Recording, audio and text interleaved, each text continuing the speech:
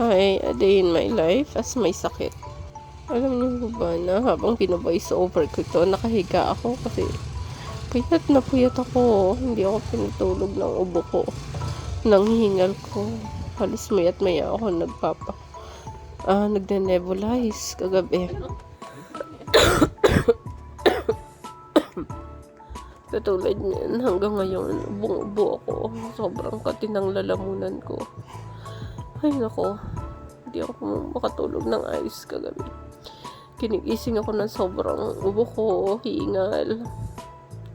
Tapos kapag hiningal na ako, kailangan ko na mag-nebulize. Halos mayat maya akong gising. Para talagang matinong tulog. Pag naman hindi ako nag-nebulize, hindi mo naman ako patulogin kahit konting minuto lang. Halos 3 araw na akong ganito. Yun yung mga kapitbahay ko, mga kapatid ko, may mga sakit din.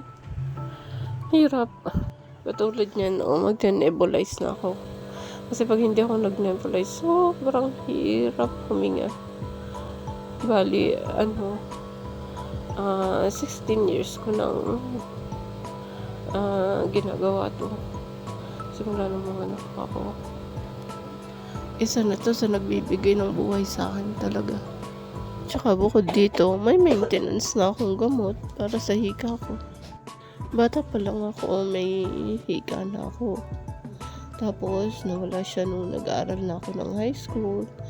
Nakakapaglaro ng volleyball. Tapos, sabi din naman sa akin ng pulmonologist na talagang babalik ang hika ko. Lalo na kapag tumanda na ako. At yan, kung makikita nyo, may mga rashes ako. Kati niyan. Isa yan sa epekto ng allergy ko. At yan nga, dahil sa nakakati na ako, naligo na rin ako, pero mabilis lang yan. Dati-rati ang ligo ko kapag wala akong nararamdaman, kapag wala akong lagnat is mga 20 minutes to 30 minutes. Ngayon, 5 minutes lang kasi hindi pwedeng magbabad. At yan nga, pagkaligo ko, lumabas muna ako. Sabi ko maglalakad-lakad ako.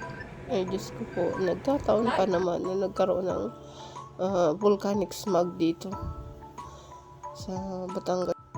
Nagbugan naman kasi makapal na usok ang Bulkan Taal. Kaya, at yun nga, dahil hinihingal na at yan nga, dahil hinihingal na naman ako, nag-nebulize na naman ako. Malimit akong mag-nebulize kasi init ang katawan ko kasi dahil may lagnat ako.